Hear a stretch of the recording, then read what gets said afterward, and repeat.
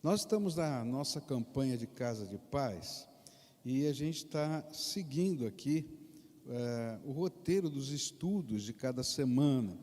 E nessa semana a gente vai estudar o capítulo 5, versículos de 1 a 15 do Evangelho de João. E eu queria ler com você a palavra de Deus que se encontra em João, capítulo 5, versículos de 1 a 15. Eu vou estar lendo na versão da NVI, onde a palavra de Deus diz assim: Algum tempo depois, Jesus subiu a Jerusalém para uma festa dos judeus. E há em Jerusalém, perto da porta das ovelhas, um tanque, que em aramaico é chamado Betesda, tendo 5 entradas em volta. E ali costumava ficar grande número de pessoas doentes e inválidas, cegos, mancos e paralíticos, e eles esperavam um movimento nas águas.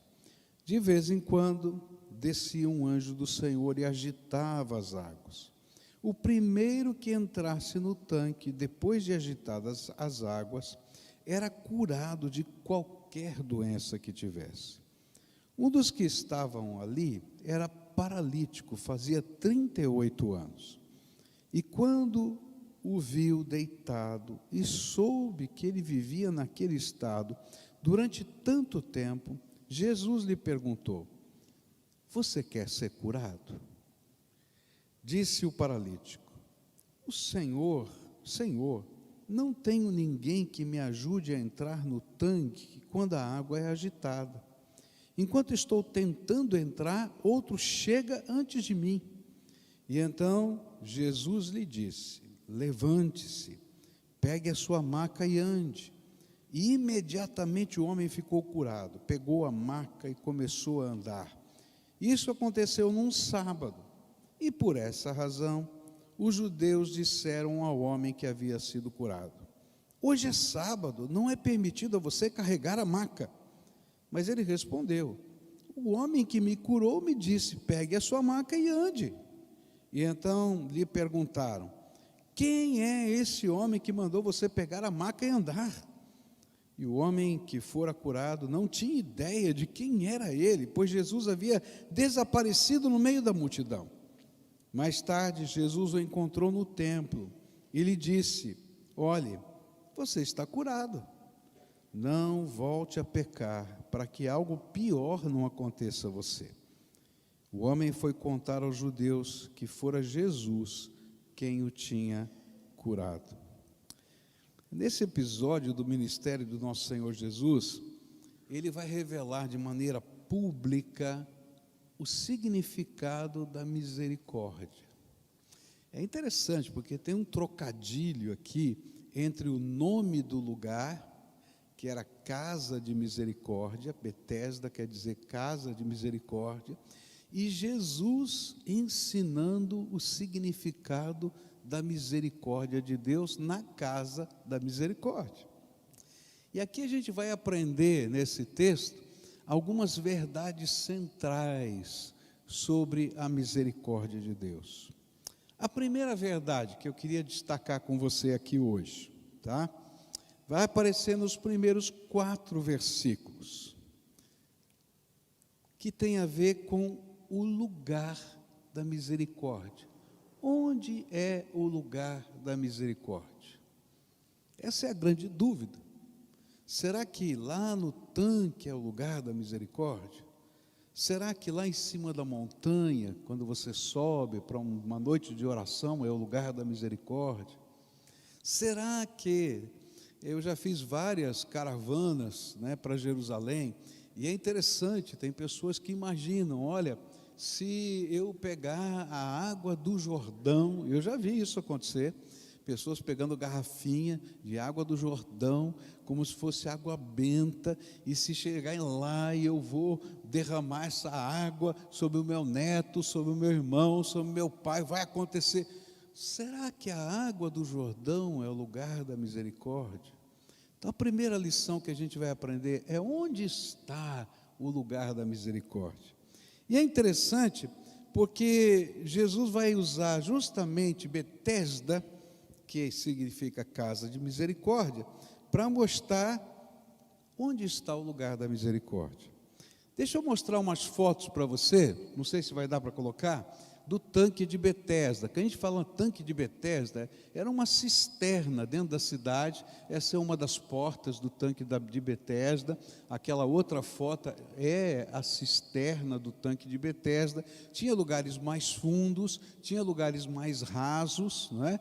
E tem lá lugares que são vários metros de profundidade. Então a gente vai olhar aquilo, lugar onde se reservava a água, era um açude, vamos dizer assim, como a gente fala aqui, né? Era uma cisterna, né? Muito grande para a cidade. E ali ficavam as pessoas que estavam buscando algum milagre de Deus.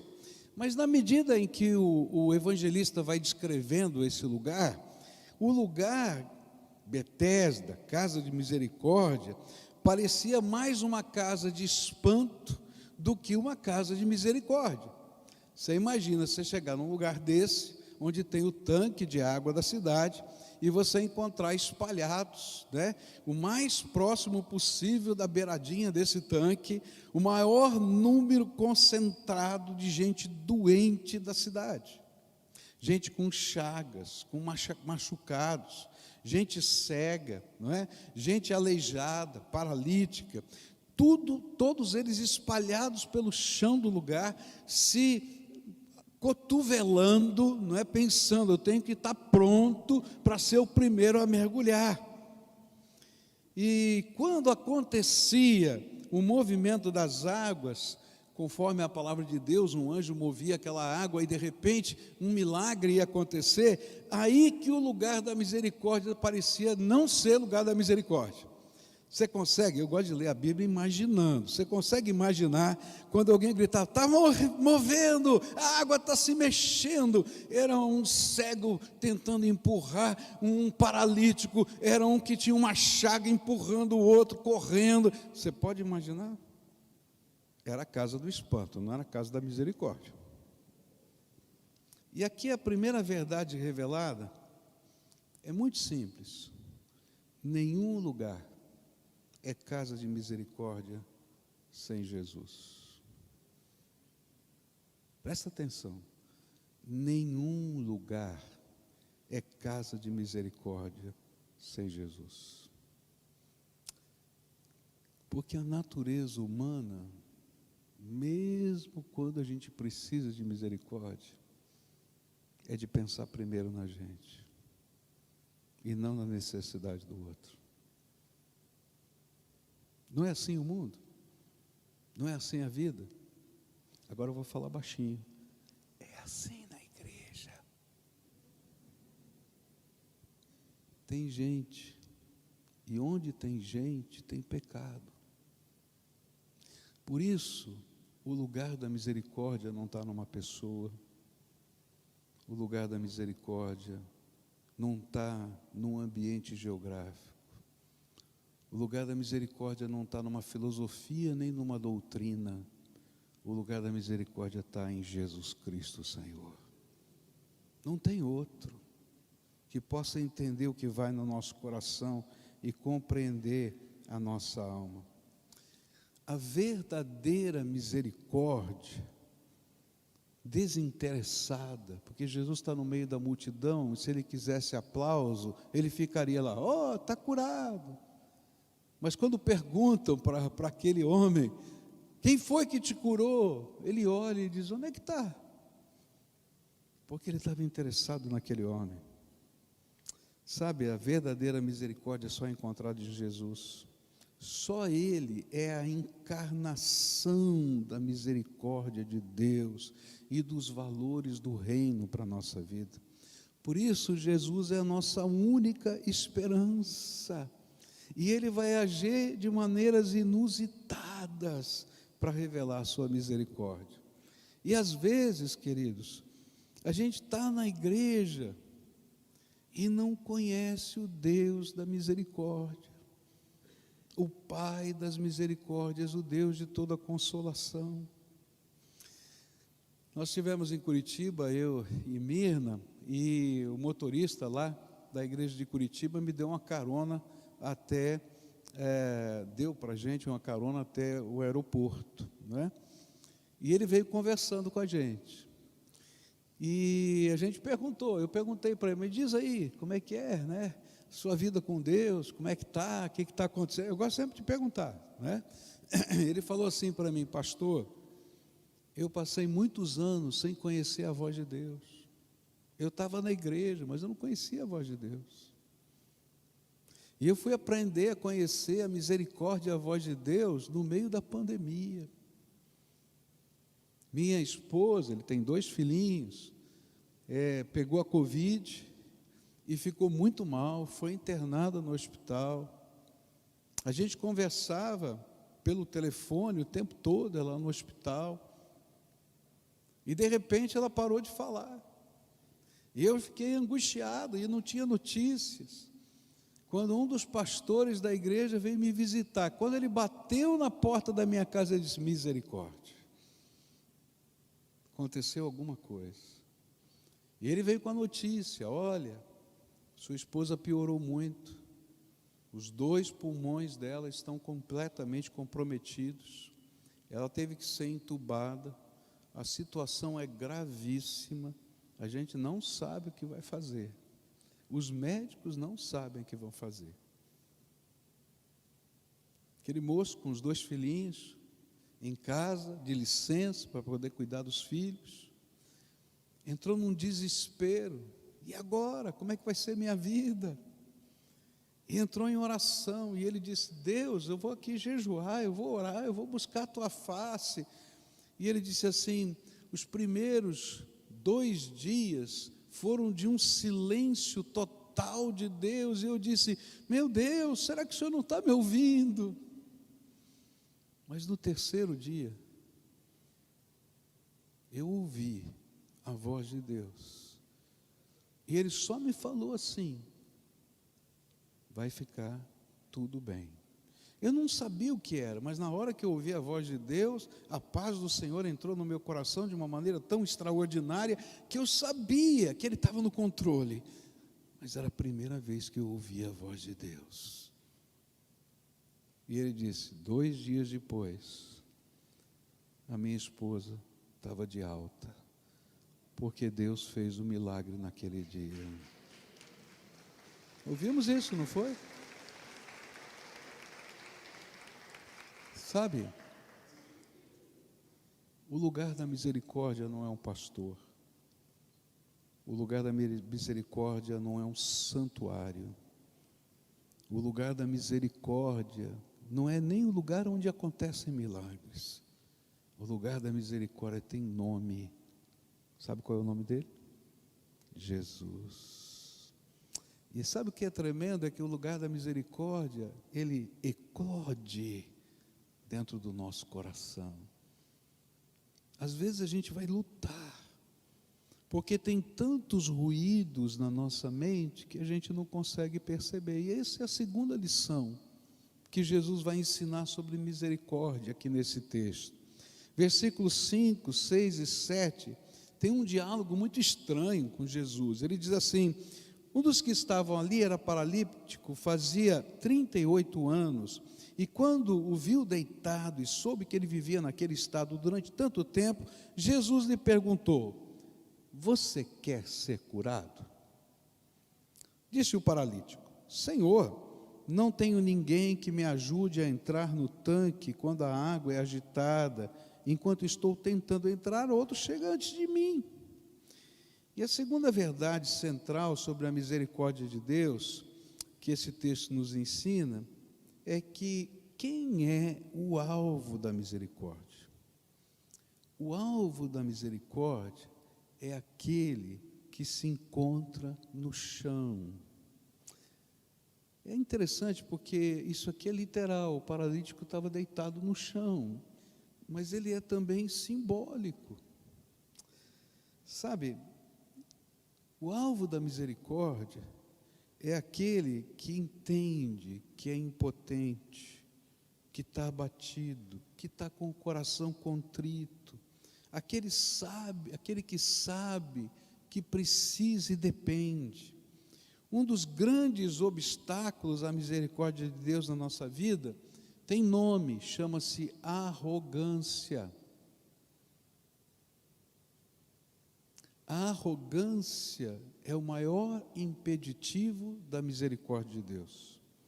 É aquele sentimento de independência, aquele sentimento de suficiência, uma dureza tão grande de coração, que mesmo que Deus nos permita cair com a boca no pó, a gente não se rende. Tem uma história que aconteceu de fato, né? De um pai que estava educando o seu filho na hora do almoço, né? Então, o filho era pequenininho, estava aprendendo a comer na mesa, né? Então tinha um cadeirão, né? Ele ficava naquele cadeirão próximo da mesa e tinha que aprender a comer, está começando a aprender. Mas chegava na hora da comida, a criança ficava de pé no cadeirão e ficava fazendo gracinhas, né? Coisa de criança. E o pai e a mãe diziam: senta, é perigoso, você vai cair, é perigoso, senta, agora é hora de comer. Eu acho que você já viu essa cena em algum lugar, não é? E chegou uma hora que o pai ficou bravo, pegou o garoto, pegou firme dele, sentou no cadeirão. Senta aí, menino. O menino olhou para o pai e disse assim: por fora eu estou sentado, por dentro eu estou de pé. Aconteceu. Mas isso ilustra a minha natureza e a sua natureza. Às vezes a misericórdia de Deus não chega porque a gente diz para Deus: por fora eu estou sentado, estou querendo te obedecer, mas por dentro não quero, estou fugindo do Senhor. E a misericórdia passa pela nossa vida.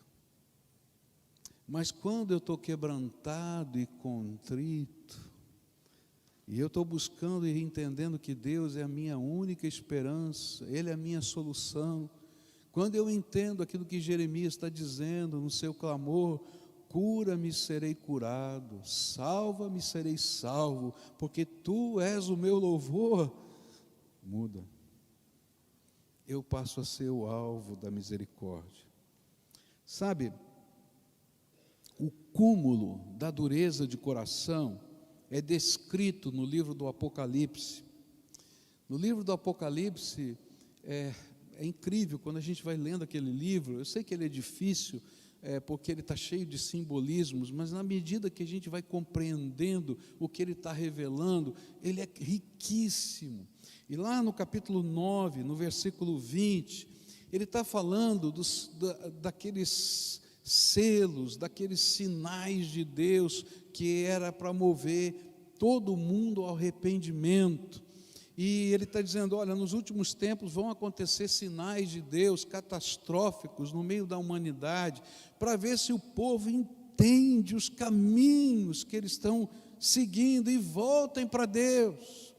E aí chega no versículo 20, olha só o que a palavra de Deus diz: os outros homens que não foram mortos por essas pragas não se arrependeram das obras das suas mãos, para deixarem de adorar aos demônios e aos ídolos de ouro, de prata, de bronze, de pedra, de madeira, que nem podem ver, nem ouvir, nem andar.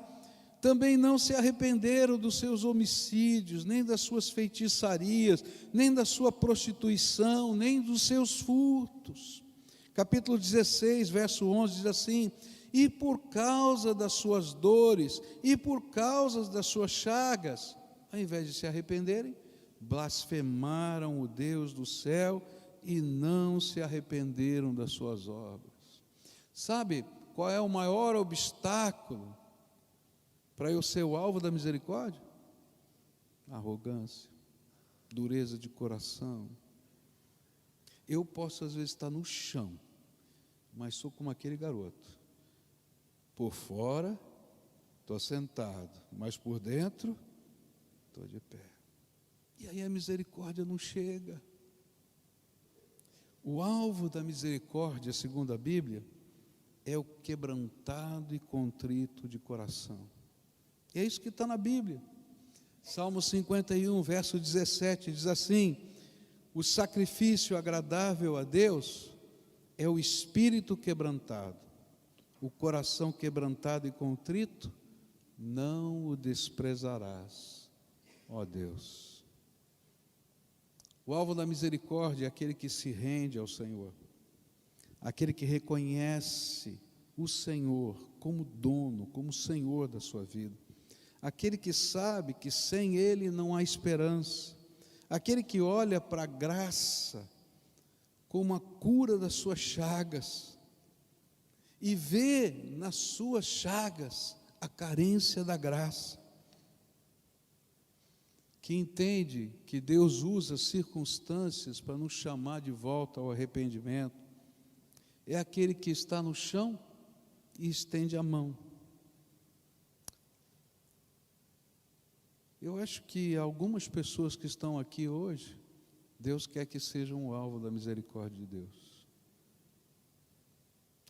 E a dica é: pare de lutar com Deus, pare de confiar nas coisas e nas pessoas, porque você vai se frustrar.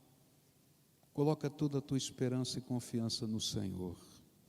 Jesus é a expressão da misericórdia de Deus, é Ele que você precisa. Terceira coisa que eu queria deixar com você hoje para concluir essa mensagem, está nos versículos 5 e 6. Quando o viu deitado e soube que ele vivia naquele estado durante tanto tempo, Jesus lhe perguntou: você quer ser curado? E a terceira verdade sobre a misericórdia de Deus é que toda vez que a buscamos, é necessário que saibamos que vamos ser confrontados pela misericórdia de Deus. Então a terceira verdade é: a misericórdia confronta a nossa vida. Jesus olhou para aquele homem e fez uma pergunta: quer ser curado? Mas por que Jesus fez essa pergunta, que eu vou usar uma palavra muito forte? Parece uma pergunta estúpida.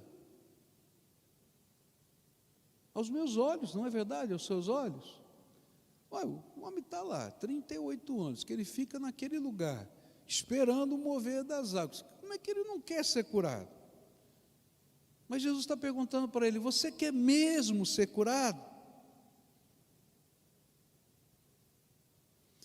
Por que Jesus fez essa pergunta e confrontou esse homem com essa pergunta? É porque às vezes as nossas respostas a esta pergunta nada mais são do que a constatação do que trazemos no coração, que na verdade nem sempre é aquilo que a gente diz que está buscando. Talvez você imagine, ele está na casa da misericórdia, Betesda, porque está buscando a misericórdia de Deus. Não, olha só a resposta que ele vai dar. Quando ele começa a explicar, ele diz assim: olha, eu venho aqui todo dia e fico esperando a água se mover. Quando ela se move, eu sou paralítico, alguém sempre chega antes de mim, ninguém me leva lá, ninguém me coloca no lugar, ninguém faz nada por mim. E o interessante é que, apesar de ele estar na casa da misericórdia, buscando a misericórdia de Deus, ele está dizendo: eu estou tentando, mas eu não consigo. Ele está dizendo: ninguém me ajuda. Ele está dizendo: outros se lancem primeiro do que eu. Sabe o que significa? Ele está dizendo: eu não consigo porque eu não tenho forças, eu não consigo porque ninguém se importa, eu não consigo porque outro é melhor do que eu, e eu estou ressentido com ele e com Deus, porque deu para ele a bênção e não deu para mim. Vamos falar baixinho. Você já não viveu isso? Mas Jesus, quando está fazendo essa pergunta para o paralítico, ele está dizendo: onde está o seu foco? Ele estava na casa da misericórdia, mas o foco não estava em Deus, o Deus e o Pai das misericórdias. Ele estava, se ele era capaz de se mover rápido o suficiente. O foco dele não estava no Deus das misericórdias, mas estava na autopiedade. Ninguém fica aqui comigo o dia inteiro para, quando mexer as águas, me empurrar. Meu filho podia estar aqui, minha mulher podia estar aqui, meu irmão podia estar aqui, podia fazer um revezamento lá em casa. Ah, está vendo? Mas a minha família não me ajuda nessa hora. Interessante que quem é que levava esse homem todo dia para lá? Quem ia buscar esse homem todo dia? Quem preparava comida para ele todo dia? Mas sabe, quando a gente está cheio de autopiedade, a gente não enxerga nada. E quando Deus curava alguém, dizia: está vendo? Culpa é de Deus. Curou aquele e não me curou. Deus tem os seus preferidos. Por isso Jesus confronta. Toda vez que você se encontrar com o Deus da misericórdia, com o Cristo, que é a expressão da misericórdia, Ele vai confrontar você. Por quê? Porque Jesus muda o foco para o verdadeiro alvo. Moço, moça, mulher, homem, você quer que Deus te cure? É isso que você está buscando? Ou você quer um feito mágico que você pode controlar? Olha que coisa interessante, porque o Evangelho é tão simples, que ele diz para a gente assim: olha, entrega a tua vida ao Senhor, confia nele, e Ele o mais fará. Mas parece tão simples, que a gente diz: entregar minha vida para Deus, Ele vai ser o dono da minha vida, eu vou abrir mão dos meus direitos. Aí eu vou num terreiro de Umbanda, procuro uma mandinga, o cara diz assim: vai custar X, você paga para ele, e vai ter que fazer algumas oferendas, e algumas oferendas, meus queridos, são horríveis, coisas detestáveis. Eu não vou falar aqui porque faz mal para o estômago. Tem alguns, por exemplo, que vão ficar lá no terreiro 7 dias, preso numa jaula, com carne podre colocada dentro da água, tomando banho com aquela carne podre, com aqueles vermes que surgem, depois dá um banho de sangue na cabeça, e você diz assim: mas que faz uma pessoa fazer isso? O que é que impede a misericórdia? A arrogância.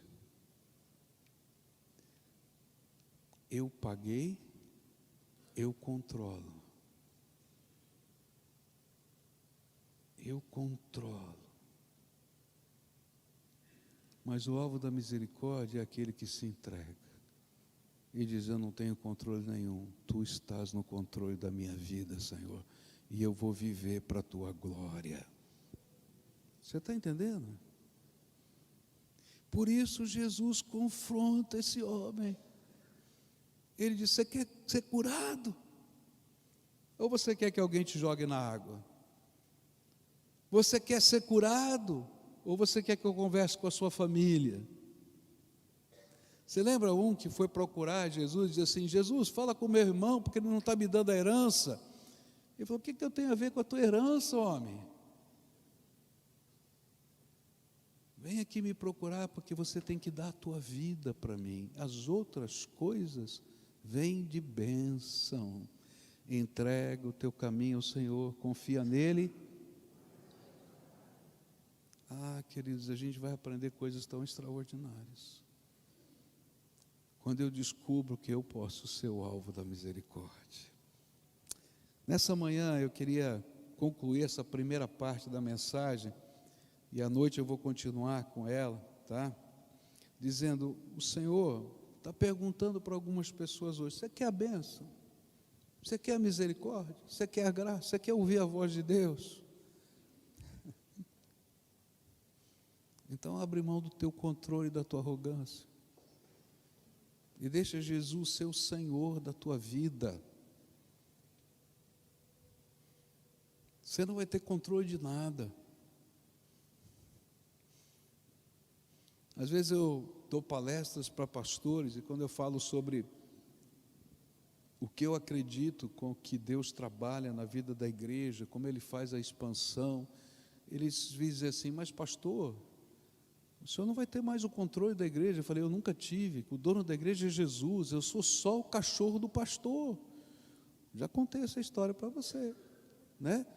Todo pastor de ovelhas tem um cachorrinho, né? E ele assobia, ele vai lá, punha a ovelha para lá. Eu sou só esse cachorrinho. Quem é o pastor? É Jesus. Então deixa a obra de Deus fluir na vida dessas pessoas. Deixa o poder de Deus fluir na vida dessas pessoas. Que eles tenham experiências tremendas com Deus, que eles pregam o Evangelho.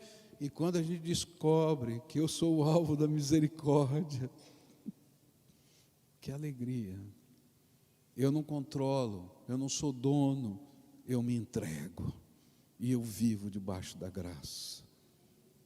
Agora Deus vai confrontar. Você quer controle? Então você está no lugar errado. E vou dizer mais: se a gente quer controle, até a casa da misericórdia, Betesda, até a igreja, vira um cenário de horrores. Mas quando tem um povo que se entrega e conhece o Deus da misericórdia e do poder, o extraordinário de Deus começa a acontecer. Chega Jesus para aquele homem, pergunta: você quer ser curado? Ele dá todas as respostas erradas. E Jesus, na sua graça, diz: tá bom, moço, você não entendeu nada. Levanta, toma a tua cama e anda. E no confronto da misericórdia, Ele vai dar algumas ordens. E eu vou falar sobre isso hoje à noite, as ordens da misericórdia na nossa vida. Aquele homem teve que crer que aquela palavra era poderosa para fazer ele levantar. Imagina a cena. Como levanta? Eu estou há 38 anos deitado, meus músculos estão atrofiados. Mesmo que eles voltassem a funcionar, eles não teriam forças para me colocar de pé. Se ele fosse dos tempos de hoje, ele racionalizaria assim. Mas com a palavra da misericórdia, a gente se levanta de onde está, porque o Todo-Poderoso infunde poder e graça misericordiosa sobre a nossa vida. Nessa manhã eu queria orar com você, e vou convidar você a ser confrontado pela misericórdia. Onde você está buscando misericórdia? E sabe, queridos, isso não é uma conversa para quem está lá fora, não. Eu converso com muita gente, dentro da igreja, que ainda não sabe onde é o lugar da misericórdia. Que às vezes está aqui dentro, está dizendo: olha, meu pai, minha mãe, meu irmão, meu tio, fulano, beltrano, se tivessem me ajudando. Querido, você está olhando para o lugar errado. Olha para Jesus, autor e consumador da sua fé. Está entendendo? Ah, porque o pastor, esquece o pastor. O pastor é o cachorro do pastor. Olha para o dono do pastor. Quem está sentado lá em cima e intercede por nós é Ele. Olha para Jesus, olha para Jesus, olha para Jesus. Ele é o lugar da misericórdia. Ele é o lugar da misericórdia. E o alvo da misericórdia é você. É você o alvo da misericórdia. Agora, para você receber, tem que depor as armas. Enquanto você for o dono do seu nariz, se você estiver fazendo do seu jeito, não funciona. Não funciona. Muda o foco. O foco não é o que você está querendo que aconteça. Alguém vai me empurrar na água. Não. O foco é o cerne da questão. Transforma a minha vida e a minha história. E aí as coisas vão acontecer. A gente abre mão do controle e vê o inusitado de Deus acontecendo. Nessa manhã eu queria orar com pessoas que talvez estejam aqui na igreja há muitos anos, como aquele motorista da igreja, trabalhar lá na igreja. A esposa dele trabalha na igreja, mas nunca tinha ouvido a voz de Deus. Ele falou: minha vida mudou, porque agora eu descobri que Deus fala comigo. Então, se você é essa pessoa que o Espírito Santo está falando, eu quero orar por você hoje, porque o alvo da misericórdia é você, e Deus quer fazer uma obra na tua vida. Então, se há alguém aqui nesse auditório, eu vou pedir para você sair do seu lugar e vir aqui na frente, para a gente orar. A primeira tentação que você vai sofrer vai ser agora. Você vai dizer: eu quero, mas eu vou fazer do meu jeito. Do teu jeito você está fazendo a vida inteira. Faz do jeito de Jesus. Para de ser arrogante. Então vem, se Deus está falando com você, vem para cá agora, em nome de Jesus. Você é o alvo da misericórdia. Deus vai fazer algo na tua vida hoje. Se você está lá em cima, na galeria, lá, e o Espírito Santo de Deus falou com você, desce agora, desce. Que essas escadas não te impeçam de alcançar aquilo que Deus tem para a tua vida. Deus tem algo para fazer, tremendo, maravilhoso, grandioso, porque Ele é o Pai das misericórdias, o Deus de toda consolação, o Senhor, o Todo-Poderoso, aquele que dá uma ordem, só uma ordem é mais que suficiente, é mais do que suficiente. Então venha aqueles que o Senhor está chamando, só aqueles que o Senhor está chamando. Pode vir, em nome de Jesus, venha. Venha, tem gente de Deus que o Senhor está chamando, vem para cá, pode vir, em nome de Jesus. Se você está ouvindo isso pelo podcast, está dirigindo seu carro, para o carro no meio-fio, em qualquer lugar, faz isso agora, diz: Senhor, Tu mereces a minha atenção, e escuta o que Deus está falando para você, e faz essa entrega hoje. Se você está em casa assistindo aí pelo YouTube, para o que você está fazendo e se coloca numa posição de oração. Se você está sentado, fica de pé. Se você está deitado, se ajoelha. Mas diga: Senhor, eu estou parando tudo para responder à voz do Teu Espírito Santo. São os pequenos gestos que dizem o que de fato está dentro do nosso coração, se a gente está disposto ou não a fazer aquilo que Deus manda. Há mais alguém aqui, o Espírito Santo está falando? Vem para cá agora, em nome de Jesus, e a gente vai orar.